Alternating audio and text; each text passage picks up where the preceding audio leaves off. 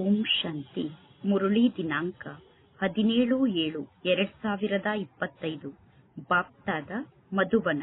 ಮಧುರ ಮಕ್ಕಳೇ, ಶ್ರೇಷ್ಠರಾಗಬೇಕು ಎಂದು ಬಯಸಿದರೆ ಪ್ರತಿದಿನ ನಿಮ್ಮ ಲೆಕ್ಕವನ್ನು ನೋಡಿಕೊಳ್ಳಿ, ಅಂದರೆ ನಿಮ್ಮ ಚಾರ್ಟ್ ಅನ್ನು ನೋಡಿಕೊಳ್ಳಿ. ಈ ದಿನ ಯಾವುದೇ ಕರ್ಮೇಂದ್ರಿಯ ನನಗೆ ಮೋಸವನ್ನು ಮಾಡಲಿಲ್ಲ ತಾನೆ ಎಂದು ಚೆಕ್ ಮಾಡಿಕೊಳ್ಳಿ. ಕಣ್ಣು ಬಹಳಷ್ಟು ಮೋಸಗಾರ ಆಗಿದೆ. ಆದ್ದರಿಂದ ಕಣ್ಣಿನ ಬಗ್ಗೆ ಬಹಳಷ್ಟು ಎಚ್ಚರಿಕೆಯನ್ನು ಇಟ್ಟುಕೊಳ್ಳಿ. ಕಣ್ಣನ್ನು ಬಹಳಷ್ಟು ಸಂಭಾಲನೆ ಮಾಡಿಕೊಳ್ಳಿ. ಇಂದಿನ ಪ್ರಶ್ನೆಯಾಗಿದೆ, ಎಲ್ಲಾ ಅಭ್ಯಾಸಕ್ಕಿಂತ ಬಹಳ ಕೆಟ್ಟ ಅಭ್ಯಾಸ ಯಾವುದಾಗಿದೆ? ಆ ಕೆಟ್ಟ ಅಭ್ಯಾಸದಿಂದ ಸ್ವಯಂ ಅನ್ನು ರಕ್ಷಣೆ ಮಾಡಿಕೊಳ್ಳಲು ಉಪಾಯ ಏನಾಗಿದೆ? ಉತ್ತರ, ಎಲ್ಲಾ ಕೆಟ್ಟ ಅಭ್ಯಾಸಕ್ಕಿಂತ ಬಹಳ ದೊಡ್ಡ ಕೆಟ್ಟ ಅಭ್ಯಾಸ ಅಂದರೆ ನಾಲಿಗೆ ರುಚಿಯಾಗಿದೆ. ಯಾವುದಾದರೂ ಒಳ್ಳೆಯ ತಿಂಡಿಯನ್ನು ನೋಡಿದರೆ ಅದನ್ನು ಯಾರಿಗೂ ಕಾಣದಂತೆ ಮುಚ್ಚಿಟ್ಟುಕೊಂಡು ತಿನ್ನುತ್ತೀರಾ? ಮುಚ್ಚಿಟ್ಟುಕೊಳ್ಳುವುದು ಅಂದರೆ ಯಾರಿಗೂ ಕಾಣದಂತೆ ಬಚ್ಚಿಟ್ಟುಕೊಳ್ಳುವುದು ಅಂದರೆ ಅದು ಕೂಡ ಕಳ್ಳತನ ಆಗಿದೆ. ಕಳ್ಳತನ ಅನ್ನುವ ಮಾಯೆ ಬಹಳಷ್ಟು ಮಕ್ಕಳ ಮೂಗನ್ನು ಹಿಡಿದುಕೊಂಡು ಬಿಡುತ್ತದೆ. ಈ ಕಳ್ಳತನದಿಂದ ಸ್ವಯಂನ ರಕ್ಷಣೆಯನ್ನು ಮಾಡಿಕೊಳ್ಳಲು ಸಾಧನ ಅಂದರೆ ಯಾವ ವಸ್ತುವಿನ ಕಡೆಯೂ ಬುದ್ಧಿ ಆಕರ್ಷಿತ ಆಗಬಾರದು, ಅಂದರೆ ಯಾವ ವಸ್ತುವಿನಲ್ಲೂ ಬುದ್ಧಿ ಸಿಕ್ಕಿ ಹಾಕಿಕೊಳ್ಳಬಾರದು. ಅಂದ ಮೇಲೆ ಬುದ್ಧಿ ಯಾವುದಾದರೂ ವಸ್ತುವಿಗೆ ಆಕರ್ಷಿತ ಆದರೆ ನೀವು ಸ್ವಯಂಗೆ ಸ್ವಯಂ ಶಿಕ್ಷೆಯನ್ನು ಕೊಟ್ಟುಕೊಳ್ಳಿ. ಕೆಟ್ಟ ಅಭ್ಯಾಸವನ್ನು ತೆಗೆದು ಹಾಕುವುದಕ್ಕೋಸ್ಕರ ಸ್ವಯಂಗೆ ಸ್ವಯಂ ಬಹಳಷ್ಟು ಪೆಟ್ಟನ್ನು ಕೊಟ್ಟುಕೊಳ್ಳಬೇಕು. ಓಂ ಶಾಂತಿ. ನೀವೀಗ ಆತ್ಮ ಅಭಿಮಾನಿಯಾಗಿ ಕುಳಿತಿದ್ದೀರಾ ತಾನೆ?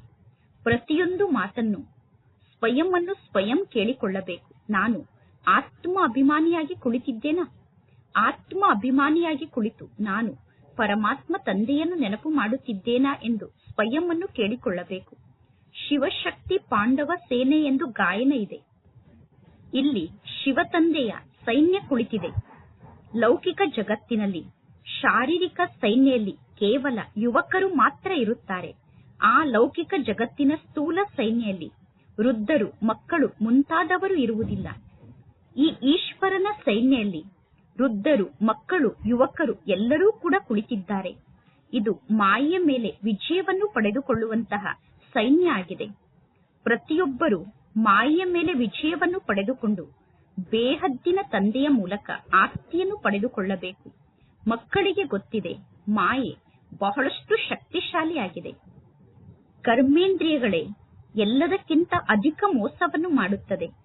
ಚಾರ್ಟ್ ಅನ್ನು ಬರೆಯಬೇಕು. ಈ ದಿನ ಯಾವ ಕರ್ಮೇಂದ್ರಿಯ ನನಗೆ ಮೋಸವನ್ನು ಮಾಡಿತು ಎಂದು ಚಾರ್ಟ್ನಲ್ಲಿ ಬರೆಯಬೇಕು. ಈ ದಿನ ಇಂತಹ ವ್ಯಕ್ತಿಯನ್ನು ನೋಡಿದೆ, ಅವರನ್ನು ನೋಡಿದ ತಕ್ಷಣ ಅವರನ್ನು ಮುಟ್ಟಬೇಕು ಎಂದು ಮನಸ್ಸಿನಲ್ಲಿ ವಿಚಾರ ಬಂತು, ಅಥವಾ ಅವರ ಜೊತೆಗೆ ಇಂತಹ ತಪ್ಪನ್ನು ಮಾಡಬೇಕು ಎಂದು ಮನಸ್ಸಿನಲ್ಲಿ ವಿಚಾರ ಬಂತು ಎಂದು ಚಾರ್ಟ್ನಲ್ಲಿ ಬರೆಯಬೇಕು. ಏಕೆಂದರೆ ಕಣ್ಣು ಬಹಳಷ್ಟು ನಷ್ಟವನ್ನು ಮಾಡಿಸುತ್ತದೆ. ಪ್ರತಿಯೊಂದು ಕರ್ಮೇಂದ್ರಿಯವನ್ನು ನೋಡಿಕೊಳ್ಳಿ. ಯಾವ ಕರ್ಮೇಂದ್ರಿಯ ನನಗೆ ಬಹಳಷ್ಟು ನಷ್ಟವನ್ನು ಮಾಡಿಸುತ್ತಿದೆ ಎಂದು ನೋಡಿಕೊಳ್ಳಿ. ಇದೇ ಮಾತಿನ ಬಗ್ಗೆ ಸೂರದಾಸನ ಉದಾಹರಣೆಯನ್ನು ನೀಡಲಾಗುತ್ತದೆ. ಅಂದ ಮೇಲೆ ನೀವೀಗ ಸ್ವಯಂ ಅನ್ನು ಚೆಕ್ ಮಾಡಿಕೊಳ್ಳಬೇಕು. ಈ ಕಣ್ಣು ಬಹಳಷ್ಟು ಮೋಸವನ್ನು ಮಾಡುವಂತದ್ದಾಗಿದೆ.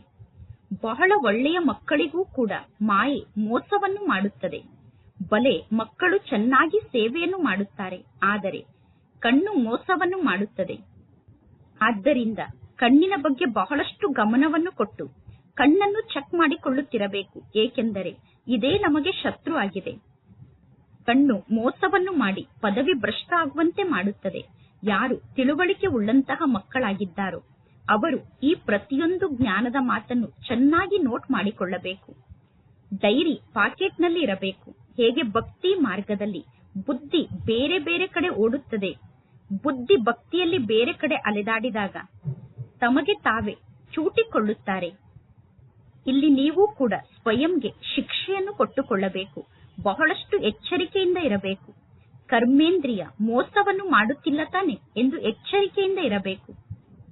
ಯಾರನ್ನಾದರೂ ನೋಡಿದಾಗ ಅವರಿಗೆ ದೃಷ್ಟಿ ಆಕರ್ಷಿತ ಆದರೆ ತಕ್ಷಣ ಅಲ್ಲಿಂದ ದೂರ ಹೋಗಿಬಿಡಬೇಕು. ಅಲ್ಲೇ ನಿಂತುಕೊಂಡು ಅವರನ್ನು ನೋಡಬಾರದು. ಸ್ತ್ರೀ ಪುರುಷರ ಮಧ್ಯದಲ್ಲಿ ಇಂತಹ ಮಾತು ಬಹಳಷ್ಟು ನಡೆಯುತ್ತದೆ. ಪತಿ ಪತ್ನಿಯ ಮಧ್ಯದಲ್ಲಿ ಇಂತಹ ಮಾತು ಬಹಳಷ್ಟು ನಡೆಯುತ್ತದೆ. ಸ್ತ್ರೀ ಪುರುಷರು ಒಬ್ಬರು ಇನ್ನೊಬ್ಬರನ್ನು ನೋಡಿದ ತಕ್ಷಣ ದೃಷ್ಟಿ ವಿಕಾರಿ ದೃಷ್ಟಿ ಆಗಿಬಿಡುತ್ತದೆ. ಆದ್ದರಿಂದ ಸನ್ಯಾಸಿಗಳು ಕಣ್ಣನ್ನು ಮುಚ್ಚಿಕೊಂಡು ಕುಳಿತುಕೊಳ್ಳುತ್ತಾರೆ. ಕೆಲವು ಸನ್ಯಾಸಿಗಳು ಸ್ತ್ರೀಯರಿಗೆ ಬೆನ್ನನ್ನು ತೋರಿಸಿ ಕುಳಿತುಕೊಳ್ಳುತ್ತಾರೆ. ಅಂದರೆ ಕೆಲವರು ಸ್ತ್ರೀಯರ ಕಡೆ ಬೆನ್ನನ್ನು ಮಾಡಿ ಕುಳಿತುಕೊಳ್ಳುತ್ತಾರೆ. ಆ ಸನ್ಯಾಸಿಗಳಿಗೆ ಏನು ಪ್ರಾಪ್ತಿ ಸಿಗುತ್ತದೆ? ಆ ಸನ್ಯಾಸಿಗಳು ಹೆಚ್ಚು ಅಂದರೆ 10 ಲಕ್ಷ ಅಥವಾ 20 ಲಕ್ಷ, 10 ಕೋಟಿ ಅಥವಾ 20 ಕೋಟಿಯನ್ನು ಸಂಗ್ರಹ ಮಾಡುತ್ತಾರೆ. ನಂತರ ಆ ಸನ್ಯಾಸಿಗಳು ಸತ್ತು ಹೋದರೆ ಎಲ್ಲವೂ ಸಮಾಪ್ತಿಯಾಗಿ ಬಿಡುತ್ತದೆ. ಪುನಃ ಮುಂದಿನ ಜನ್ಮದಲ್ಲಿ ಹೊಸದಾಗಿ ಸಂಪತ್ತನ್ನು ಸಂಗ್ರಹ ಮಾಡಬೇಕಾಗುತ್ತದೆ. ಇಲ್ಲಿ ಮಕ್ಕಳಾದ ನಿಮಗೆ ಏನೆಲ್ಲಾ ಪ್ರಾಪ್ತಿ ಸಿಗುತ್ತದೆಯೋ ಅದು ಅವಿನಾಶಿ ಆಸ್ತಿಯಾಗಿ ಬಿಡುತ್ತದೆ. ಸತ್ಯುಗದಲ್ಲಿ ಹಣದ ಆಸೆ ಇರುವುದಿಲ್ಲ. ಏಕೆಂದರೆ ಸತ್ಯುಗದಲ್ಲಿ ಅಪ್ರಾಪ್ತ ಅನ್ನುವ ಯಾವ ವಸ್ತುವೂ ಇರುವುದಿಲ್ಲ. ಸತ್ಯುಗದಲ್ಲಿ ಯಾವ ವಸ್ತುವಿನ ಪ್ರಾಪ್ತಿಗೋಸ್ಕರವೂ ತಲೆಯನ್ನು ಚಚ್ಚಿಕೊಳ್ಳುವ ಅವಶ್ಯಕತೆ ಇರುವುದಿಲ್ಲ. ಕಲಿಯುಗದ ಅಂತ್ಯಕ್ಕೂ ಸತ್ಯುಗದ ಆದಿಗೂ ಹಗಲು ರಾತ್ರಿಯಷ್ಟು ಅಂತರ ಇದೆ. ಸತ್ಯುಗದಲ್ಲಿ ಅಪಾರ ಸುಖ ಇರುತ್ತದೆ. ಈ ಕಲಿಯುಗದಲ್ಲಿ ಯಾವ ಪ್ರಾಪ್ತಿಯೂ ಇಲ್ಲ. ಈ ಕಲಿಯುಗದಲ್ಲಿ ಸ್ವಲ್ಪ ಕೂಡ ಸುಖ ಇಲ್ಲ.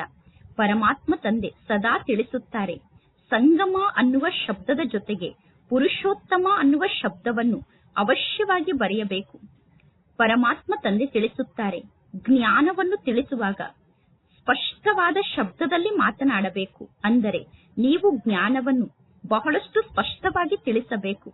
ಆಗ ಜ್ಞಾನವನ್ನು ಕೇಳುವಂತವರಿಗೆ ಸಹಜವಾಗಿ ಜ್ಞಾನ ಅರ್ಥ ಆಗುತ್ತದೆ. ಮನುಷ್ಯರನ್ನು ದೇವತೆಯನ್ನಾಗಿ ಮಾಡಿದರು ಎಂದು ಗಾಯನವನ್ನು ಮಾಡುತ್ತಾರೆ. ಅಂದ ಮೇಲೆ ನಮ್ಮನ್ನು ದೇವತೆಯನ್ನಾಗಿ ಮಾಡುವುದಕ್ಕೋಸ್ಕರ ಪರಮಾತ್ಮ ತಂದೆ ಅವಶ್ಯವಾಗಿ ಸಂಗಮ ಯುಗದಲ್ಲೇ ಬರುತ್ತಾರೆ.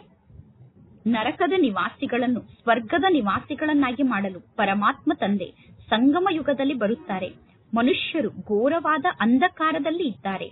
ಸ್ವರ್ಗ ಅಂದರೆ ಏನು ಅನ್ನುವುದೇ ಮನುಷ್ಯರಿಗೆ ಗೊತ್ತಿಲ್ಲ. ಅನ್ಯ ಧರ್ಮದವರು ಸ್ವರ್ಗವನ್ನು ನೋಡಲು ಸಾಧ್ಯ ಇಲ್ಲ. ಆದ್ದರಿಂದ ಪರಮಾತ್ಮ ತಂದೆ ತಿಳಿಸುತ್ತಾರೆ, ನಿಮ್ಮ ಈ ಧರ್ಮ ಬಹಳಷ್ಟು ಸುಖವನ್ನು ನೀಡುವಂತಹ ಧರ್ಮ ಆಗಿದೆ. ಸತ್ಯುಗಕ್ಕೆ ಸ್ವರ್ಗ ಎಂದು ನೀವು ಕರೆಯುತ್ತೀರಾ. ಆದರೆ ನಾವೀಗ ಸ್ವರ್ಗಕ್ಕೆ ಹೋಗುತ್ತಿದ್ದೇವೆ ಅನ್ನುವುದು ಜಗತ್ತಿನ ಜನರಿಗೆ ಗೊತ್ತಿಲ್ಲ. ಸ್ವರ್ಗದ ಬಗ್ಗೆ ಜಗತ್ತಿನಲ್ಲಿ ಯಾರಿಗೂ ಗೊತ್ತಿಲ್ಲ.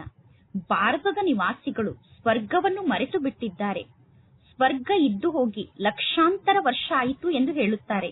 ಸ್ವರ್ಗದ ಆಯಸ್ಸು ಲಕ್ಷಾಂತರ ವರ್ಷ ಎಂದು ಹೇಳುತ್ತಾರೆ. ಕ್ರಿಶ್ಚಿಯನ್ ಜನರು ಸ್ವಯಂ ಹೇಳುತ್ತಾರೆ, ಯೇಸು ಕ್ರಿಸ್ತ ಹುಟ್ಟುವುದಕ್ಕಿಂತ 3000 ವರ್ಷದ ಮೊದಲು ಸ್ವರ್ಗ ಇತ್ತು ಎಂದು.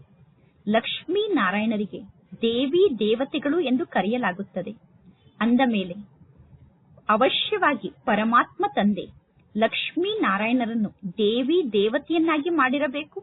ಅಂದ ಮೇಲೆ ದೇವತೆಯಾಗಲು ಈಗ ಇಲ್ಲಿ ನೀವು ಪರಿಶ್ರಮವನ್ನು ಪಡಬೇಕು. ಪ್ರತಿದಿನ ಸ್ವಯಂನ ಲೆಕ್ಕವನ್ನು ನೋಡಿಕೊಳ್ಳಬೇಕು. ಯಾವ ಕರ್ಮೇಂದ್ರಿಯ ನನಗೆ ಮೋಸವನ್ನು ಮಾಡುತ್ತಿದೆ ಎಂದು ಚೆಕ್ ಮಾಡಿಕೊಳ್ಳಬೇಕು. ನಾಲಿಗೆಯೇನು ಕಡಿಮೆ ಇಲ್ಲ. ಯಾವುದಾದರೂ ಒಳ್ಳೆಯ ತಿಂಡಿಯನ್ನು ನೋಡಿದರೆ ಅದನ್ನು ಬಚ್ಚಿಟ್ಟುಕೊಂಡು ತಿನ್ನುತ್ತಾರೆ. ಈ ರೀತಿ ತಿಂಡಿಯನ್ನು ಮುಚ್ಚಿಟ್ಟುಕೊಂಡು ತಿನ್ನುವುದೂ ಕೂಡ ಪಾಪ ಆಗಿದೆ ಎಂದು ತಿಳಿದುಕೊಳ್ಳುವುದಿಲ್ಲ. ಏಕೆಂದರೆ ತಿಂಡಿಯನ್ನು ಮುಚ್ಚಿಟ್ಟುಕೊಳ್ಳುವುದು ಅಂದರೆ ಕಳ್ಳತನವನ್ನು ಮಾಡಿದಂತೆ ಆಯಿತು ತಾನೆ. ಅದರಲ್ಲೂ ಪರಮಾತ್ಮ ಶಿವತಂದೆ ಯಜ್ಞದಲ್ಲಿ ಕಳ್ಳತನವನ್ನು ಮಾಡುವುದು ಬಹಳಷ್ಟು ಕೆಟ್ಟ ಮಾತಾಗಿದೆ. ಆನೆಯನ್ನು ಕದ್ದರೂ ಕೂಡ ಕಳ್ಳ, ಅಡಿಕೆಯನ್ನು ಕದ್ದರೂ ಕೂಡ ಕಳ್ಳ ಎಂದು ಕರೆಯಲಾಗುತ್ತದೆ.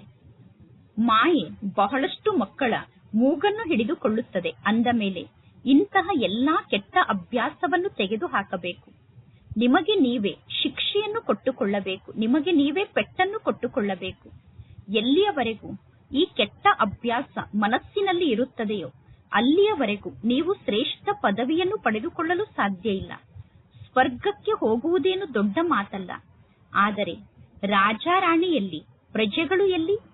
ಅಂದ ಮೇಲೆ ಪರಮಾತ್ಮ ತಂದೆ ತಿಳಿಸುತ್ತಾರೆ, ನೀವು ನಿಮ್ಮ ಕರ್ಮೇಂದ್ರಿಯವನ್ನು ಬಹಳಷ್ಟು ಚೆಕ್ ಮಾಡಿಕೊಳ್ಳಬೇಕು. ಅಂದರೆ ಕರ್ಮೇಂದ್ರಿಯದ ಕಡೆ ಸಂಪೂರ್ಣ ಗಮನ ಇರಬೇಕು.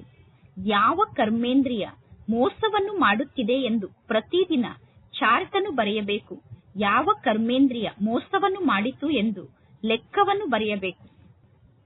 ಇದು ವ್ಯಾಪಾರ ಆಗಿದೆ. ಪರಮಾತ್ಮ ತಂದೆ ತಿಳಿಸುತ್ತಾರೆ, ನನ್ನ ಜೊತೆಗೆ ನೀವು ವ್ಯಾಪಾರವನ್ನು ಮಾಡಬೇಕು. ಶ್ರೇಷ್ಠ ಪದವಿಯನ್ನು ಪಡೆದುಕೊಳ್ಳಬೇಕು ಎಂದು ಬಯಸಿದರೆ ಶ್ರೀಮತದಂತೆ ನಡೆಯಿರಿ. ಪರಮಾತ್ಮ ತಂದೆ ಆದೇಶವನ್ನು ನೀಡುತ್ತಾರೆ. ತಂದೆಯ ಶ್ರೀಮತದಂತೆ ನಡೆಯುವಾಗ ಮಾಯೆ ವಿಘ್ನವನ್ನು ಹಾಕುತ್ತದೆ. ಪರಮಾತ್ಮ ತಂದೆಯನ್ನು ನೆನಪು ಮಾಡಲು ಮಾಯೆ ಬಿಡುವುದಿಲ್ಲ. ಪರಮಾತ್ಮ ತಂದೆ ತಿಳಿಸುತ್ತಾರೆ, ಮಕ್ಕಳೇ, ತಂದೆಯ ನೆನಪನ್ನು ಮರೆಯಬೇಡಿ, ಎಂದೂ ತಪ್ಪನ್ನು ಮಾಡಬೇಡಿ. ನೀವೀಗ ತಪ್ಪನ್ನು ಮಾಡಿದರೆ ನಂತರ ಬಹಳಷ್ಟು ಪಶ್ಚಾತ್ತಾಪವನ್ನು ಪಡುತ್ತೀರಾ. ನೀವು ತಪ್ಪನ್ನು ಮಾಡಿದರೆ ಎಂದೂ ಕೂಡ ನೀವು ಶ್ರೇಷ್ಠ ಪದವಿಯನ್ನು ಪಡೆದುಕೊಳ್ಳಲು ಸಾಧ್ಯ ಇಲ್ಲ. ಈಗ ನೀವು ಖುಷಿಯಿಂದ ಹೇಳುತ್ತೀರಾ, ನಾನು ನರನಿಂದ ನಾರಾಯಣ ಆಗುತ್ತೇನೆ ಎಂದು. ಆದರೆ ನೀವೀಗ ಸ್ವಯಂ ಅನ್ನು ಕೇಳಿಕೊಳ್ಳಿ, ಯಾವುದೇ ಕರ್ಮೇಂದ್ರಿಯ ನನಗೆ ಮೋಸವನ್ನು ಮಾಡುತ್ತಿಲ್ಲ ತಾನೆ. ನೀವೀಗ ಸ್ವಯಂನ ಉನ್ನತಿಯನ್ನು ಮಾಡಿಕೊಳ್ಳಬೇಕು. ಅಂದ ಮೇಲೆ ಪರಮಾತ್ಮ ತಂದೆ ಯಾವ ಆದೇಶವನ್ನು ನೀಡುತ್ತಿದ್ದಾರೋ ಆ ಆದೇಶವನ್ನು ಕಾರ್ಯರೂಪದಲ್ಲಿ ತರಬೇಕು. ಇಡೀ ದಿನದ ಲೆಕ್ಕವನ್ನು ನೋಡಿಕೊಳ್ಳಿ. ಮಕ್ಕಳ ಮೂಲಕ ಬಹಳಷ್ಟು ತಪ್ಪುಗಳು ನಡೆಯುತ್ತಿರುತ್ತದೆ. ಕಣ್ಣು ಬಹಳಷ್ಟು ಮೋಸವನ್ನು ಮಾಡುತ್ತದೆ. ಕಣ್ಣು ಯಾರಿಗೆ ಆಕರ್ಷಿತ ಆಗುತ್ತದೆಯೋ ಅವರ ಬಗ್ಗೆ ಕರುಣೆ ಬರುತ್ತದೆ. ಇವರಿಗೆ ಇಂತಹ ತಿಂಡಿಯನ್ನು ತಿನ್ನಿಸಬೇಕು, ಇವರಿಗೆ ಇಂತಹ ಉಡುಗೊರೆಯನ್ನು ಕೊಡಬೇಕು ಅನ್ನುವ ವಿಚಾರ ಬರುತ್ತದೆ. ಕಣ್ಣು ಅನ್ಯರಿಗೆ ಆಕರ್ಷಿತ ಆದಾಗ ನೀವು ನಿಮ್ಮ ಸಮಯವನ್ನು ಬಹಳಷ್ಟು ವ್ಯರ್ಥವಾಗಿ ಕಳೆಯುತ್ತೀರಾ. ಮಾಲೆಯ ಮಣಿ ಆಗುವುದು ಬಹಳಷ್ಟು ಪರಿಶ್ರಮದ ಮಾತಾಗಿದೆ. ಅಷ್ಟರತ್ನಗಳೇ ಮುಖ್ಯ ಆಗಿದೆ. ನವರತ್ನ ಎಂದು ಗಾಯನವನ್ನು ಮಾಡುತ್ತಾರೆ. ನವರತ್ನದಲ್ಲಿ ಒಬ್ಬರು ಪರಮಾತ್ಮ ಶಿವ ತಂದೆ ಆಗಿದ್ದಾರೆ. ಇನ್ನು ಉಳಿದಿದ್ದು ಅಷ್ಟರತ್ನ ಆಗಿದೆ. ಪರಮಾತ್ಮ ಶಿವ ತಂದೆಯ ಸಂಕೇತ ಕೂಡ ಇರಲೇಬೇಕು ತಾನೆ. ನವರತ್ನದ ಮಧ್ಯದಲ್ಲಿ ಪರಮಾತ್ಮ ಶಿವ ತಂದೆಯ ಸಂಕೇತ ಇರಲೇಬೇಕು ತಾನೆ. ಯಾರಿಗಾದರೂ ಗ್ರಹಚಾರ ಬಂದಾಗ ಅವರು ನವರತ್ನದ ಉಂಗುರವನ್ನು ಧರಿಸಿಕೊಳ್ಳುತ್ತಾರೆ. ಇಷ್ಟೆಲ್ಲಾ ಜನ ಪುರುಷಾರ್ಥವನ್ನು ಮಾಡುತ್ತಿದ್ದರೂ ಕೂಡ ಕೇವಲ 8 ರತ್ನಗಳು ಮಾತ್ರ ಪಾಸ್ ವಿತ್ ಆನರ್ ಆಗಿ ಹೊರಗಡೆ ಬರುತ್ತಾರೆ. ಆದ್ದರಿಂದ ಅಷ್ಟರತ್ನಗಳಿಗೆ ಬಹಳಷ್ಟು ಮಹಿಮೆ ಇದೆ. ದೇಹಾಭಿಮಾನಕ್ಕೆ ವಶ ಆದಾಗ ಕರ್ಮೇಂದ್ರಿಯ ಬಹಳಷ್ಟು ಮೋಸವನ್ನು ಮಾಡುತ್ತದೆ. ಭಕ್ತಿ ಮಾರ್ಗದಲ್ಲೂ ಕೂಡ ಚಿಂತೆಯಂತೂ ಇರುತ್ತದೆ ತಾನೆ. ತಲೆಯ ಮೇಲೆ ಪಾಪದ ಹೊರೆ ಬಹಳಷ್ಟು ಇದೆ. ದಾನ ಪುಣ್ಯವನ್ನು ಮಾಡಿದರೆ ಆ ಪಾಪ ಸಮಾಪ್ತಿಯಾಗುತ್ತದೆ. ಸತ್ಯಯುಗದಲ್ಲಿ ಯಾವುದೇ ಚಿಂತೆಯ ಮಾತು ಇರುವುದಿಲ್ಲ. ಏಕೆಂದರೆ ಸತ್ಯಯುಗದಲ್ಲಿ ರಾವಣ ರಾಜ್ಯವೇ ಇರುವುದಿಲ್ಲ. ಒಂದು ವೇಳೆ ಸತ್ಯಯುಗದಲ್ಲೂ ಕೂಡ ಯಾವುದಾದರೂ ಮಾತಿನ ಚಿಂತೆ ಇದ್ದರೆ ನರಕಕ್ಕೂ ಮತ್ತು ಸ್ವರ್ಗಕ್ಕೂ ಸ್ವಲ್ಪ ಕೂಡ ಅಂತರ ಇರಲು ಸಾಧ್ಯ ಇಲ್ಲ. ಆದ್ದರಿಂದ ಸತ್ಯಯುಗದಲ್ಲಿ ಯಾವುದೇ ಪ್ರಕಾರದ ಚಿಂತೆ ಇರುವುದಿಲ್ಲ. ಈಗ ಇಷ್ಟೊಂದು ಶ್ರೇಷ್ಠ ಪದವಿಯನ್ನು ನಿಮಗೆ ಪ್ರಾಪ್ತಿ ಮಾಡಿಸುವುದಕ್ಕೋಸ್ಕರ ಭಗವಂತ ತಂದೆ ಕುಳಿತು ನಿಮಗೆ ಶಿಕ್ಷಣವನ್ನು ಕಲಿಸುತ್ತಿದ್ದಾರೆ. ನಿಮಗೆ ಪರಮಾತ್ಮ ತಂದೆಯ ನೆನಪು ಬರದೇ ಇದ್ದರೆ ಶಿಕ್ಷಣವನ್ನು ಕಲಿಸುತ್ತಿರುವಂತಹ ಟೀಚರ್ ಅನ್ನು ನೆನಪು ಮಾಡಬೇಕು. ಒಳ್ಳೆಯದು. ಬಲೆ ನೀವು ತಂದೆಯನ್ನು ನೆನಪು ಮಾಡಿ ಅಥವಾ ಶಿಕ್ಷಕನನ್ನು ನೆನಪು ಮಾಡಿ. ಇಲ್ಲಿ ನಮಗೆ ಒಬ್ಬ ತಂದೆಯೇ ಸದ್ಗುರು ಕೂಡ ಆಗಿದ್ದಾರೆ. ಮನುಷ್ಯರು ಅಸುರಿ ಮತದಂತೆ ನಡೆದು ಪರಮಾತ್ಮ ತಂದೆಗೆ ಎಷ್ಟೊಂದು ತಿರಸ್ಕಾರವನ್ನು ಮಾಡಿದ್ದಾರೆ. ಈಗ ಪರಮಾತ್ಮ ತಂದೆ ಎಲ್ಲರ ಮೇಲೂ ಉಪಕಾರವನ್ನು ಮಾಡುತ್ತಾರೆ. ಈಗ ಮಕ್ಕಳಾದ ನೀವು ಕೂಡ ಎಲ್ಲರಿಗೂ ಉಪಕಾರವನ್ನೇ ಮಾಡಬೇಕು. ನೀವೀಗ ಯಾರಿಗೂ ಅಪಕಾರವನ್ನು ಮಾಡಬಾರದು. ಯಾರ ಬಗ್ಗೆಯೂ ನಿಮಗೆ ಅಪವಿತ್ರ ದೃಷ್ಟಿ ಇರಬಾರದು. ಯಾರ ಬಗ್ಗೆಯಾದರೂ ಕೆಟ್ಟ ದೃಷ್ಟಿ ಇದ್ದರೆ ನಿಮಗೆ ನೀವೇ ನಷ್ಟವನ್ನು ಮಾಡಿಕೊಳ್ಳುತ್ತೀರಾ. ಒಂದು ವೇಳೆ ನಿಮ್ಮ ದೃಷ್ಟಿ ಅಪವಿತ್ರ ಆದರೆ ಆ ಅಪವಿತ್ರ ದೃಷ್ಟಿಯ ವೈಬ್ರೇಷನ್ನ ಪ್ರಭಾವ ಅನ್ಯರ ಮೇಲೂ ಕೂಡ ಆಗುತ್ತದೆ. ಪರಮಾತ್ಮ ತಂದೆ ತಿಳಿಸುತ್ತಾರೆ, ಗುರಿ ಬಹಳಷ್ಟು ದೊಡ್ಡದಾಗಿದೆ. ಪ್ರತಿದಿನ ನಿಮ್ಮ ಲೆಕ್ಕವನ್ನು ನೋಡಿಕೊಳ್ಳಿ.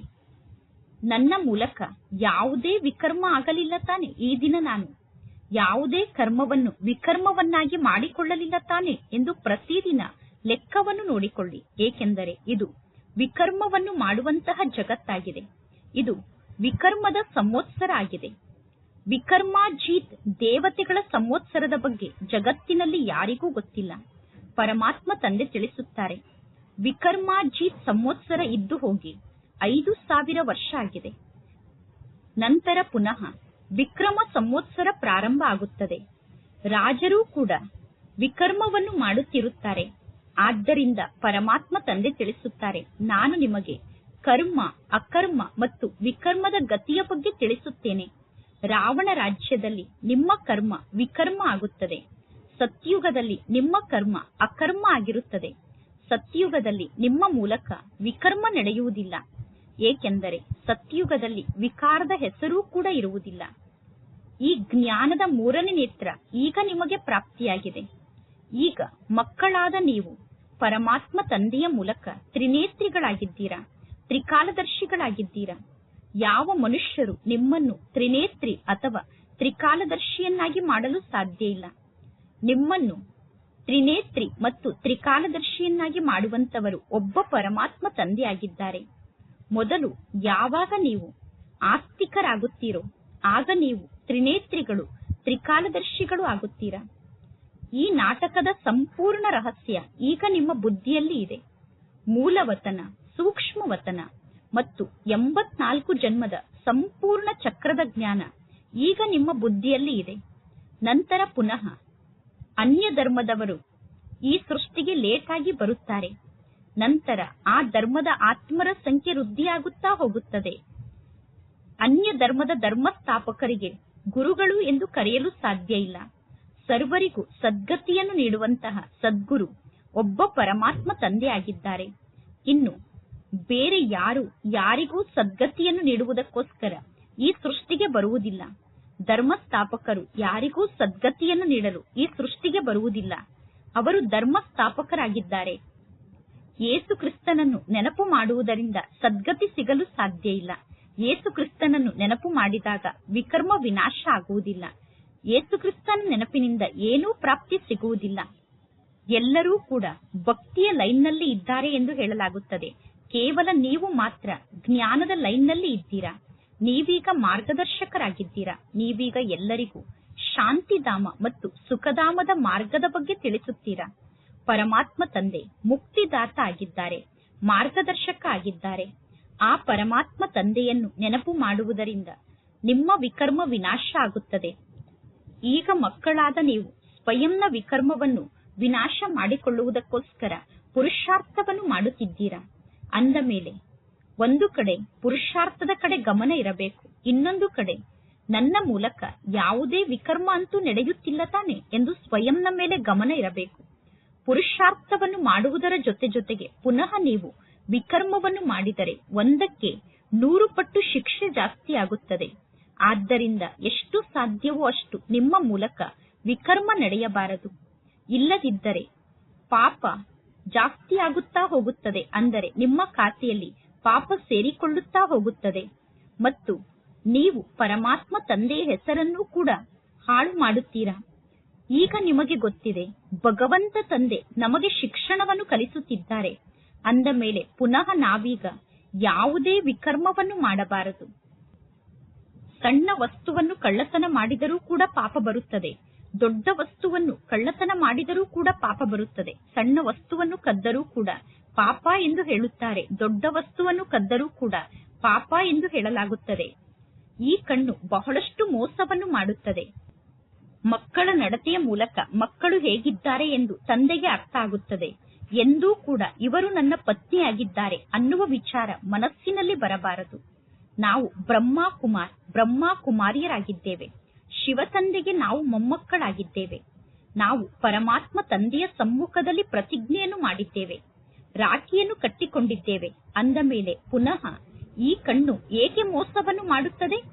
ನೆನಪಿನ ಶಕ್ತಿಯ ಮೂಲಕ ನೀವು ಕರ್ಮೇಂದ್ರಿಯದ ಮೋಸದಿಂದ ಮುಕ್ತ ಆಗಬಹುದು. ಯೋಗದ ಬಲದ ಮೂಲಕ ಯಾವುದೇ ಕರ್ಮೇಂದ್ರಿಯದ ಮೋಸದಿಂದ ಸ್ವಯಂವನ್ನು ರಕ್ಷಣೆ ಮಾಡಿಕೊಳ್ಳಬಹುದು. ಆದರೆ ಯೋಗದಲ್ಲಿ ಸ್ಥಿತಾಗಿ ಕರ್ಮೇಂದ್ರಿಯದ ಮೋಸದಿಂದ ಸ್ವಯಂವನ್ನು ರಕ್ಷಣೆ ಮಾಡಿಕೊಳ್ಳುವ ಮಾತಿನಲ್ಲಿ ಬಹಳಷ್ಟು ಪರಿಶ್ರಮವನ್ನು ಪಡಬೇಕು.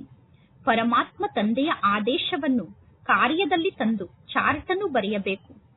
ಪತಿ ಪತ್ನಿ ಪರಸ್ಪರ ಮಾತನಾಡುವಾಗ ಇದೇ ಮಾತನ್ನು ಮಾತನಾಡಿಕೊಳ್ಳಬೇಕು. ನಾವು ಪರಮಾತ್ಮ ತಂದೆಯ ಮೂಲಕ ಈಗ ಸಂಪೂರ್ಣ ಆಸ್ತಿಯನ್ನು ಪಡೆದುಕೊಳ್ಳುತ್ತೇವೆ. ಟೀಚರ್ ಆದಂತಹ ಪರಮಾತ್ಮ ತಂದೆಯ ಮೂಲಕ ಸಂಪೂರ್ಣ ಶಿಕ್ಷಣವನ್ನು ಕಲಿಯುತ್ತೇವೆ ಎಂದು ಪತಿ ಪತ್ನಿ ಪರಸ್ಪರ ಮಾತನಾಡಿಕೊಳ್ಳಬೇಕು. ಏಕೆಂದರೆ ಎಂದು ಇಂತಹ ಟೀಚರ್ ನಮಗೆ ಸಿಗಲು ಸಾಧ್ಯ ಇಲ್ಲ. ಬೇಹದ್ದಿನ ಜ್ಞಾನವನ್ನು ನೀಡುವಂತಹ ಟೀಚರ್ ಎಂದೂ ಸಿಗಲು ಸಾಧ್ಯ ಇಲ್ಲ. ಲಕ್ಷ್ಮೀನಾರಾಯಣರಿಗೆ ಬೇಹದ್ದಿನ ಜ್ಞಾನದ ಬಗ್ಗೆ ಗೊತ್ತಿಲ್ಲ ಅಂದ ಮೇಲೆ ಲಕ್ಷ್ಮೀನಾರಾಯಣರ ನಂತರ ಈ ಸೃಷ್ಟಿಗೆ ಬಂದಂತಹ ಆತ್ಮರಿಗೆ ಈ ಜ್ಞಾನ ಹೇಗೆ ಗೊತ್ತಿರಲು ಸಾಧ್ಯ? ಪರಮಾತ್ಮ ತಂದೆ ತಿಳಿಸುತ್ತಾರೆ, ಈ ಸೃಷ್ಟಿಯ ಆದಿ ಮಧ್ಯ ಅಂತ್ಯದ ಜ್ಞಾನವನ್ನು ಕೇವಲ ಸಂಗಮ ಯುಗದಲ್ಲಿ ಮಕ್ಕಳಾದ ನೀವು ಮಾತ್ರ ಅರ್ಥ ಮಾಡಿಕೊಳ್ಳುತ್ತೀರಾ. ಪರಮಾತ್ಮ ತಂದೆ ಬಹಳಷ್ಟು ಜ್ಞಾನದ ಮಾತನ್ನು ತಿಳಿಸುತ್ತಾರೆ. ಮಕ್ಕಳೇ, ಈ ರೀತಿ ಮಾಡಿ, ಆ ರೀತಿ ಮಾಡಿ ಎಂದು ತಂದೆ ತಿಳಿಸುತ್ತಿರುತ್ತಾರೆ. ಆದರೆ ಮಕ್ಕಳು ಇಲ್ಲಿಂದ ಎದ್ದು ಹೊರಗಡೆ ಹೋದ ತಕ್ಷಣ ಕೇಳಿದಂತಹ ಎಲ್ಲಾ ಮಾತು ಬುದ್ಧಿಯಿಂದ ಸಮಾಪ್ತಿಯಾಗಿ ಬಿಡುತ್ತದೆ. ಶಿವ ತಂದೆ ನಮಗೆ ಈ ಜ್ಞಾನದ ಮಾತನ್ನು ತಿಳಿಸುತ್ತಿದ್ದಾರೆ ಎಂದು ಮಕ್ಕಳು ಅರ್ಥ ಮಾಡಿಕೊಳ್ಳುವುದಿಲ್ಲ. ಶಿವ ತಂದೆ ನನಗೆ ತಿಳಿಸುತ್ತಿದ್ದಾರೆ ಎಂದು ಸದಾ ತಿಳಿದುಕೊಳ್ಳಿ. ಈ ಬ್ರಹ್ಮ ತಂದೆಯ ಫೋಟೋವನ್ನು ಕೂಡ ಇಟ್ಟುಕೊಳ್ಳಬೇಡಿ. ಈ ಬ್ರಹ್ಮನ ರಥವನ್ನು ಶಿವ ತಂದೆ ಲೋನ್ ಆಗಿ ತೆಗೆದುಕೊಂಡಿದ್ದಾರೆ. ಈ ಬ್ರಹ್ಮ ತಂದೆ ಕೂಡ ಪುರುಷಾರ್ಥಿಯಾಗಿದ್ದಾರೆ. ಈ ಬ್ರಹ್ಮ ತಂದೆ ಸ್ವಯಂ ಹೇಳುತ್ತಾರೆ, ನಾನು ಕೂಡ ಶಿವ ತಂದೆಯ ಮೂಲಕ ಆಸ್ತಿಯನ್ನು ಪಡೆದುಕೊಳ್ಳುತ್ತಿದ್ದೇನೆ. ನಾನು ಕೂಡ ನಿಮ್ಮಂತೆ ಈಗ ವಿದ್ಯಾರ್ಥಿ ಜೀವನವನ್ನು ನಡೆಸುತ್ತಿದ್ದೇನೆ. ಮುಂದೆ ಹೋದಂತೆ ನಿಮ್ಮ ಮಹಿಮೆ ಜಗತ್ತಿನಲ್ಲಿ ಬಹಳಷ್ಟು ಜಾಸ್ತಿ ಆಗುತ್ತದೆ. ಮುಂದೆ ಹೋದಂತೆ ಎಲ್ಲರೂ ನಿಮಗೆ ಮಹಿಮೆಯನ್ನು ಮಾಡುತ್ತಾರೆ. ಈಗ ನೀವು ಪೂಜ್ಯ ದೇವಿ ದೇವತೆಗಳಾಗುವುದಕ್ಕೋಸ್ಕರ ಶಿಕ್ಷಣವನ್ನು ಕಲಿಯುತ್ತಿದ್ದೀರಾ. ಪುನಃ ಸತ್ಯುಗದಲ್ಲಿ ನೀವು ದೇವತೆಗಳಾಗುತ್ತೀರಾ. ಈ ಎಲ್ಲಾ ಜ್ಞಾನದ ಮಾತನ್ನು ಪರಮಾತ್ಮ ತಂದೆಯನ್ನು ಬಿಟ್ಟು ಬೇರೆ ಯಾರೂ ತಿಳಿಸಲು ಸಾಧ್ಯ ಇಲ್ಲ. ಅದೃಷ್ಟದಲ್ಲಿ ಇಲ್ಲ ಅಂದರೆ ತಂದೆಯ ಬಗ್ಗೆ ಮನಸ್ಸಿನಲ್ಲಿ ಸಂಶಯ ಉತ್ಪನ್ನ ಆಗುತ್ತದೆ. ಶಿವ ತಂದೆ ಹೇಗೆ ಬಂದು ಶಿಕ್ಷಣವನ್ನು ಕಲಿಸಲು ಸಾಧ್ಯ ಅನ್ನುವ ಸಂಶಯ ಮನಸ್ಸಿನಲ್ಲಿ ಉತ್ಪನ್ನ ಆದರೆ ಅವರ ಅದೃಷ್ಟದಲ್ಲೇ ಜ್ಞಾನವನ್ನು ಪಡೆದುಕೊಳ್ಳುವ ಭಾಗ್ಯ ಇಲ್ಲ ಎಂದು ಅರ್ಥ. ಶಿವ ತಂದೆ ಬಂದು ಶಿಕ್ಷಣವನ್ನು ಕಲಿಸುತ್ತಿದ್ದಾರೆ ಎಂದು ನಾನು ಒಪ್ಪಿಕೊಳ್ಳುವುದಿಲ್ಲ ಎಂದು ಹೇಳುತ್ತಾರೆ. ಅರೆ, ನೀವು ಶಿವ ತಂದೆ ಬಂದು ಶಿಕ್ಷಣವನ್ನು ಕಲಿಸುತ್ತಿದ್ದಾರೆ ಅನ್ನುವ ಮಾತನ್ನು ಸ್ವೀಕಾರ ಮಾಡದೇ ಇದ್ದರೆ ನೀವು ಶಿವ ತಂದೆಯನ್ನು ಹೇಗೆ ನೆನಪು ಮಾಡಲು ಸಾಧ್ಯ? ಶಿವ ತಂದೆಯನ್ನು ನೀವು ನೆನಪು ಮಾಡದೇ ಇದ್ದರೆ ನಿಮ್ಮ ವಿಕರ್ಮವನ್ನು ನೀವು ಹೇಗೆ ವಿನಾಶ ಮಾಡಿಕೊಳ್ಳಲು ಸಾಧ್ಯ? ಈಗ ಸಂಪೂರ್ಣ ರಾಜಧಾನಿ ನಂಬರ್ ವಾರಾಗಿ ಸ್ಥಾಪನೆ ಆಗುತ್ತಿದೆ. ಸತ್ಯುಗದಲ್ಲಿ ದಾಸ ದಾಸಿಯರೂ ಕೂಡ ಬೇಕು ತಾನೆ? ವರದಕ್ಷಿಣೆಯ ರೂಪದಲ್ಲಿ ರಾಜನಿಗೆ ದಾಸಿಯರನ್ನು ನೀಡುತ್ತಾರೆ. ಈ ಕಲಿಯುಗದಲ್ಲೇ ಇಷ್ಟೊಂದು ದಾಸಿಯರನ್ನು ಇಟ್ಟುಕೊಳ್ಳುತ್ತಾರೆ ಅಂದ ಮೇಲೆ ಸತ್ಯುಗದಲ್ಲಿ ನಿಮ್ಮ ಬಳಿ ಎಷ್ಟು ಜನ ದಾಸಿಯರಿರಬಹುದು? ಪರಮಾತ್ಮ ತಂದೆ ತಿಳಿಸುತ್ತಾರೆ, ಅಂದ ಮೇಲೆ ನಾವೀಗ ಕಡಿಮೆ ಪುರುಷಾರ್ಥವನ್ನು ಮಾಡಬಾರದು. ಅಂದರೆ ಸತ್ಯುಗಕ್ಕೆ ಹೋಗಿ ದಾಸದಾಸಿಯಾಗುವಂತಹ ಕಡಿಮೆ ಪುರುಷಾರ್ಥವನ್ನು ನಾವೀಗ ಮಾಡಬಾರದು. ನೀವು ಪರಮಾತ್ಮ ತಂದೆಯನ್ನು ಕೇಳಬಹುದು, ಬಾಬಾ, ಒಂದು ವೇಳೆ ಈಗಲೇ ನಾನು ಸತ್ತರೆ ನನಗೆ ಯಾವ ಪದವಿ ಸಿಗುತ್ತದೆ ಎಂದು. ಆಗ ಪರಮಾತ್ಮ ತಂದೆ ತಕ್ಷಣ ನಿಮ್ಮ ಪದವಿಯ ಬಗ್ಗೆ ನಿಮಗೆ ತಿಳಿಸುತ್ತಾರೆ. ನೀವೀಗ ಸ್ವಯಂನ ಲೆಕ್ಕವನ್ನು ನೋಡಿಕೊಳ್ಳಿ. ಅಂತ್ಯದಲ್ಲಿ ನಂಬರ್ ವಾರಾಗಿ ಕರ್ಮಾತೀತ ಸ್ಥಿತಿಯನ್ನು ರೂಪಿಸಿಕೊಳ್ಳುತ್ತೀರಾ. ಇದು ಸತ್ಯ ಶಿಕ್ಷಣ ಆಗಿದೆ. ಆ ಲೌಕಿಕ ಜಗತ್ತಿನ ಜನ ಲೌಕಿಕ ಸಂಪಾದನೆಯಲ್ಲಿ ಹಗಲು ರಾತ್ರಿ ಎಷ್ಟೊಂದು ಬ್ಯುಸಿಯಾಗಿ ಇರುತ್ತಾರೆ. ಯಾರು ಬಹಳ ದೊಡ್ಡ ವ್ಯಾಪಾರಿ ಆಗಿರುತ್ತಾರೋ ಅವರು ಒಂದು ಕೈಯಿಂದ ಊಟವನ್ನು ಮಾಡುತ್ತಿರುತ್ತಾರೆ, ಇನ್ನೊಂದು ಕೈಯಿಂದ ಫೋನ್ ಅನ್ನು ಮಾಡಿ ತಮ್ಮ ಕಾರ್ಯ ವ್ಯವಹಾರದ ಬಗ್ಗೆ ಮಾತನಾಡುತ್ತಿರುತ್ತಾರೆ. ಈಗ ನೀವೇ ತಿಳಿಸಿ, ಇಂತಹ ವ್ಯಕ್ತಿಗಳು ಜ್ಞಾನ ಮಾರ್ಗದಲ್ಲಿ ಉಳಿಯಲು ಸಾಧ್ಯ ಇದೆಯೇನು? ಅವರು ಹೇಳುತ್ತಾರೆ, ಜ್ಞಾನವನ್ನು ಕೇಳಲು ನನಗೆ ಎಲ್ಲಿ ಸಮಯ ಇದೆ ಎಂದು. ಅರೆ, ಇಲ್ಲಿ ಸತ್ಯವಾದ ರಾಜ್ಯ ಭಾಗ್ಯ ಸಿಗುತ್ತಿದೆ. ಇಲ್ಲಿ ಸತ್ಯವಾಗಿಯೂ ರಾಜ್ಯ ಸಿಗುತ್ತಿದೆ. ಕೇವಲ ಪರಮಾತ್ಮ ತಂದೆಯನ್ನು ನೆನಪು ಮಾಡಿ, ಆಗ ನಿಮ್ಮ ವಿಕರ್ಮ ವಿನಾಶ ಆಗುತ್ತದೆ. ಜಗತ್ತಿನ ಜನ ಅಷ್ಟ ದೇವತೆ ಮುಂತಾದವರನ್ನು ನೆನಪು ಮಾಡುತ್ತಾರೆ, ಆದರೆ ಅವರ ನೆನಪಿನ ಮೂಲಕ ಏನೂ ಪ್ರಾಪ್ತಿ ಸಿಗುವುದಿಲ್ಲ. ಪರಮಾತ್ಮ ತಂದೆ ಪ್ರತಿಯೊಂದು ಮಾತಿನ ಬಗ್ಗೆ ತಿಳಿಸುತ್ತಿರುತ್ತಾರೆ. ಪರಮಾತ್ಮ ತಂದೆ ಇಂತಹ ಮಾತಿನ ಬಗ್ಗೆ ನಮಗೆ ತಿಳಿಸಲಿಲ್ಲ ಎಂದು ಯಾರೂ ಹೇಳಬಾರದು. ಅದಕ್ಕೋಸ್ಕರ ಪರಮಾತ್ಮ ತಂದೆ ಪ್ರತಿಯೊಂದು ಮಾತಿನ ಬಗ್ಗೆ ತಿಳಿಸುತ್ತಾರೆ. ಈಗ ಮಕ್ಕಳಾದ ನೀವು ಎಲ್ಲರಿಗೂ ಸಂದೇಶವನ್ನು ನೀಡಬೇಕು. ಏರೋಪ್ಲೇನ್ನ ಮೂಲಕ ಪಾಂಪ್ಲೆಂಟ್ ಅನ್ನು ಕೆಳಗಡೆ ಹಾರಿಸಲು ಪ್ರಯತ್ನ ಪಡಬೇಕು. ಆ ಪಾಂಪ್ಲೆಂಟ್ ನಲ್ಲಿ ಪರಮಾತ್ಮ ಶಿವ ತಂದೆ ಈ ರೀತಿ ತಿಳಿಸುತ್ತಾರೆ ಎಂದು ಬರೆದಿರಬೇಕು. ಈ ಬ್ರಹ್ಮ ತಂದೆ ಕೂಡ ಪರಮಾತ್ಮ ಶಿವ ತಂದೆಗೆ ಮಗು ಆಗಿದ್ದಾರೆ. ಇವರು ಪ್ರಜಾಪಿತ ಆಗಿದ್ದಾರೆ. ಅಂದ ಮೇಲೆ ನಮಗೆ ಪರಮಾತ್ಮ ತಂದೆ ಕೂಡ ತಂದೆ ಆಗಿದ್ದಾರೆ. ಈ ಬ್ರಹ್ಮ ತಂದೆ ಕೂಡ ತಂದೆ ಆಗಿದ್ದಾರೆ. ಶುಭಾಬಾ ಎಂದು ಹೇಳಿದ ತಕ್ಷಣ ಬಹಳಷ್ಟು ಮಕ್ಕಳ ಕಣ್ಣಲ್ಲಿ ಪ್ರೇಮದ ಕಣ್ಣೀರು ಬರುತ್ತದೆ. ಶುಭಾಬಾ ಅನ್ನುವ ಶಬ್ದವನ್ನು ಕೇಳಿದ ತಕ್ಷಣ ಮಕ್ಕಳ ಕಣ್ಣಲ್ಲಿ ಪ್ರೇಮದ ಕಣ್ಣೀರು ಬರುತ್ತದೆ. ಎಂದೂ ಕೂಡ ಶಿವತಂದೆಯನ್ನು ನೋಡಿಲ್ಲ, ಆದರೂ ಪ್ರೀತಿಯ ಕಣ್ಣೀರು ಬರುತ್ತದೆ. ಮಕ್ಕಳು, ಬಾಬಾ, ನಾನು ಯಾವಾಗ ಬಂದು ನಿಮ್ಮ ಜೊತೆಗೆ ಮಿಲನವನ್ನು ಮಾಡುತ್ತೇನೆ ಎಂದು ಪರಮಾತ್ಮ ತಂದೆಗೆ ಪತ್ರವನ್ನು ಬರೆಯುತ್ತಾರೆ. ಬಾಬಾ, ಈ ಬಂಧನದಿಂದ ನನ್ನನ್ನು ಮುಕ್ತ ಮಾಡಿ ಎಂದು ಮಕ್ಕಳು ತಂದೆಗೆ ಪತ್ರವನ್ನು ಬರೆಯುತ್ತಾರೆ. ಅನೇಕರಿಗೆ ಬ್ರಹ್ಮ ತಂದೆಯ ಸಾಕ್ಷಾತ್ಕಾರ ಆಗುತ್ತದೆ, ಪರಮಾತ್ಮ ತಂದೆಯ ಸಾಕ್ಷಾತ್ಕಾರ ಆಗುತ್ತದೆ ಮತ್ತು ಸ್ವರ್ಗದ ರಾಜಕುಮಾರ ಆದಂತಹ ಶ್ರೀಕೃಷ್ಣನ ಸಾಕ್ಷಾತ್ಕಾರ ಆಗುತ್ತದೆ. ಮುಂದೆ ಹೋದಂತೆ ಇನ್ನೂ ಅನೇಕರಿಗೆ ಬಹಳಷ್ಟು ಸಾಕ್ಷಾತ್ಕಾರ ಆಗುತ್ತದೆ. ಆದರೂ ಕೂಡ ನೀವು ಪುರುಷಾರ್ಥವನ್ನು ಮಾಡಲೇಬೇಕು. ಸಾಯುವಂತಹ ಪರಿಸ್ಥಿತಿಯಲ್ಲಿ ಇರುವಂತಹ ವ್ಯಕ್ತಿಗೆ ಎಲ್ಲರೂ ಪರಮಾತ್ಮ ತಂದೆಯನ್ನು ನೆನಪು ಮಾಡಿ ಎಂದು ಹೇಳುತ್ತಾರೆ. ನೀವೇ ನೋಡುತ್ತೀರಾ, ಅಂತ್ಯದಲ್ಲಿ ಎಲ್ಲರೂ ಬಹಳಷ್ಟು ಪುರುಷಾರ್ಥವನ್ನು ಮಾಡುತ್ತಾರೆ. ಅಂತ್ಯದಲ್ಲಿ ಎಲ್ಲರೂ ತಂದೆಯನ್ನು ನೆನಪು ಮಾಡಲು ಪ್ರಾರಂಭ ಮಾಡುತ್ತಾರೆ. ತಂದೆ ಮಕ್ಕಳಿಗೆ ಸಲಹೆಯನ್ನು ನೀಡುತ್ತಾರೆ. ಮಕ್ಕಳೇ, ಎಷ್ಟು ಸಮಯ ಸಿಗುತ್ತದೆಯೋ ಅಷ್ಟು ಸಮಯ ಪುರುಷಾರ್ಥವನ್ನು ಮಾಡಿಕೊಂಡು ಗ್ಯಾಲಪ್ ಮಾಡಿಕೊಳ್ಳಿ. ಪುರುಷಾರ್ಥವನ್ನು ಮಾಡಿಕೊಂಡು ಮುಂದೆ ಹೋಗಿ ಪರಮಾತ್ಮ ತಂದೆಯ ನೆನಪಿನಲ್ಲಿ ಸ್ಥಿತಾಗಿ ವಿಕರ್ಮವನ್ನು ವಿನಾಶ ಮಾಡಿಕೊಳ್ಳಿ. ಆಗ ನೀವು ಲೇಟ್ ಆಗಿ ಬಂದಿದ್ದರೂ ಕೂಡ ಎಲ್ಲರಿಗಿಂತ ಮುಂದೆ ಹೋಗಬಹುದು. ಹೇಗೆ ಟ್ರೈನ್ ಲೇಟ್ ಆಗಿ ಬರುತ್ತದೆ, ಲೇಟ್ ಆಗಿ ಬಂದರೂ ಕೂಡ ಅವರು ಸ್ಪೀಡ್ ಅನ್ನು ಕವರ್ ಮಾಡಿ ಸಮಯಕ್ಕೆ ಸರಿಯಾಗಿ ಮುಂದೆ ಹೋಗಿ ತಲುಪುತ್ತಾರೆ. ಅಂದರೆ ಟ್ರೈನ್ ಲೇಟ್ ಆಗಿ ಬಂದಾಗ ನಂತರ ಟ್ರೈನ್ನ ಸ್ಪೀಡ್ ಅನ್ನು ಹೆಚ್ಚಿಸಿ ಸರಿಯಾದ ಸಮಯಕ್ಕೆ ಟ್ರೈನ್ ಅನ್ನು ಸ್ಟೇಷನ್ಗೆ ತಲುಪಿಸುತ್ತಾರೆ. ಅದೇ ರೀತಿ ಇಲ್ಲಿ ಪುರುಷಾರ್ಥವನ್ನು ಮಾಡಿ ಮುಂದೆ ಹೋಗಲು ಈಗ ಇಲ್ಲಿ ನಿಮಗೆ ಸಮಯ ಸಿಕ್ಕಿದೆ. ನೀವು ಮಧುಬನಕ್ಕೆ ಬಂದು ಸಂಪಾದನೆಯನ್ನು ಮಾಡಿಕೊಳ್ಳಿ. ಇಲ್ಲಿಗೆ ಬಂದು ನೀವು ಸಂಪಾದನೆಯಲ್ಲಿ ತೊಡಗಿ. ಪರಮಾತ್ಮ ತಂದೆ ಮಕ್ಕಳಿಗೆ ಸಲಹೆಯನ್ನು ನೀಡುತ್ತಾರೆ. ಈ ರೀತಿ ಪುರುಷಾರ್ಥವನ್ನು ಮಾಡಿ, ಈ ರೀತಿ ಪುರುಷಾರ್ಥವನ್ನು ಮಾಡಿ, ಈ ರೀತಿ ಸ್ವಯಂನ ಕಲ್ಯಾಣವನ್ನು ಮಾಡಿಕೊಳ್ಳಿ. ಪರಮಾತ್ಮ ತಂದೆಯ ಶ್ರೀಮತದಂತೆ ನಡೆಯಿರಿ. ಏರೋಪ್ಲೇನ್ ಇಂದ ಪಾಂಪ್ಲೆಂಟ್ ಅನ್ನು ಕೆಳಗಡೆ ಹಾರಿಸಿ. ಆಗ ನೀವು ಅವಶ್ಯವಾಗಿ ಸರಿಯಾದ ಸಂದೇಶವನ್ನು ನೀಡುತ್ತಿದ್ದೀರಾ ಎಂದು ಮನುಷ್ಯರಿಗೆ ಅರ್ಥ ಆಗುತ್ತದೆ. ಭಾರತ ದೇಶ ಎಷ್ಟು ದೊಡ್ಡ ದೇಶ ಆಗಿದೆ ಅಂದ ಮೇಲೆ ಎಲ್ಲರಿಗೂ ಕೂಡ ಗೊತ್ತಾಗಬೇಕು. ಪರಮಾತ್ಮ ತಂದೆಯ ಬಗ್ಗೆ ನನಗೆ ಗೊತ್ತೇ ಆಗಲಿಲ್ಲ ಎಂದು ಯಾರೂ ಹೇಳಬಾರದು. ಅಂದರೆ ಪರಮಾತ್ಮ ತಂದೆಯ ಸಂದೇಶ ನನಗೆ ಸಿಗಲಿಲ್ಲ ಎಂದು ಯಾರೂ ಹೇಳಬಾರದು. ಅದಕ್ಕೋಸ್ಕರ ಎಲ್ಲರಿಗೂ ತಂದೆಯ ಸಂದೇಶವನ್ನು ನೀಡಬೇಕು. ಒಳ್ಳೆಯದು, ಮಧುರಾತಿ ಮಧುರ, ಅಗಲಿ ಹೋಗಿ ಮರಳಿ ಸಿಕ್ಕಿರುವ ಮಕ್ಕಳ ಪ್ರತಿ ಮಾತ್ಪಿತಾ ಬಾಪ್ತಾದರವರ ನೆನಪು, ಪ್ರೀತಿ ಹಾಗೂ ಸುಪ್ರಭಾತ. ಆತ್ಮಿಕ ಮಕ್ಕಳಿಗೆ ಆತ್ಮಿಕ ತಂದೆಯ ನಮಸ್ತೆ. ಆತ್ಮಿಕ ತಂದೆಗೆ ಆತ್ಮಿಕ ಮಕ್ಕಳ ನೆನಪು, ಪ್ರೀತಿ ಹಾಗೂ ನಮಸ್ತೆ ನಮಸ್ತೆ ನಮಸ್ತೆ. ಧಾರಣೆಗೋಸ್ಕರ ಮುಖ್ಯ ಸಾರ. ಫಸ್ಟ್ ಪಾಯಿಂಟ್, ತಿಳುವಳಿಕೆ ಉಳ್ಳವರಾಗಿ ಕಣ್ಣು ನನಗೆ ಮೋಸವನ್ನು ಮಾಡುತ್ತಿಲ್ಲ ತಾನೆ ಎಂದು ಸ್ವಯಂ ಅನ್ನು ಚೆಕ್ ಮಾಡಿಕೊಳ್ಳಬೇಕು.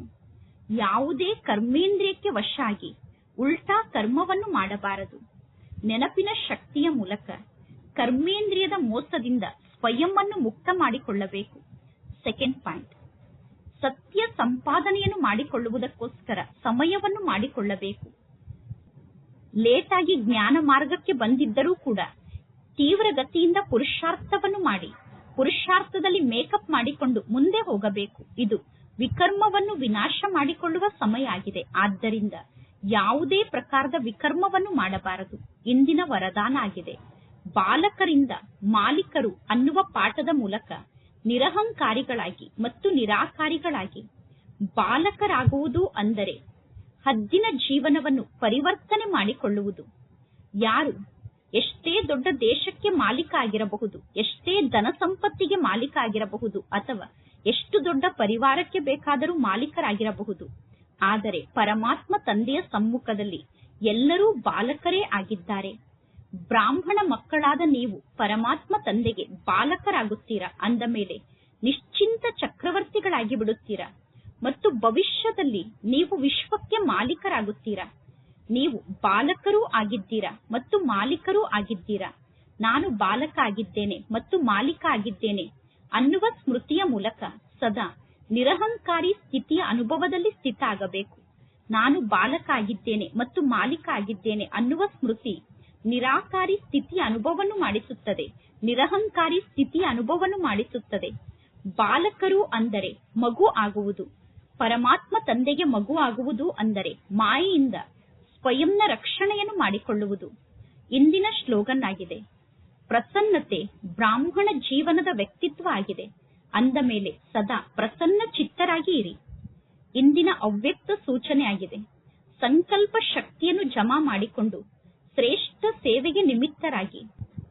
ಎಂತಹ ಕಾರ್ಯವನ್ನು ಈ ಜಗತ್ತಿನ ಅನೇಕ ಪದಂಪತಿಗಳು ಮಾಡಲು ಸಾಧ್ಯ ಇಲ್ಲವೋ ಅಂತಹ ಕಾರ್ಯವನ್ನು ನೀವು ಒಂದೇ ಸಂಕಲ್ಪದ ಮೂಲಕ ಮಾಡಬಹುದು. ನಿಮ್ಮ ಒಂದು ಸಂಕಲ್ಪ ಆತ್ಮರನ್ನು ಪದಂಪತಿಯನ್ನಾಗಿ ಮಾಡುತ್ತದೆ. ಆದ್ದರಿಂದ ಶ್ರೇಷ್ಠ ಸಂಕಲ್ಪದ ಶಕ್ತಿಯನ್ನು ಜಮಾ ಮಾಡಿಕೊಳ್ಳಿ.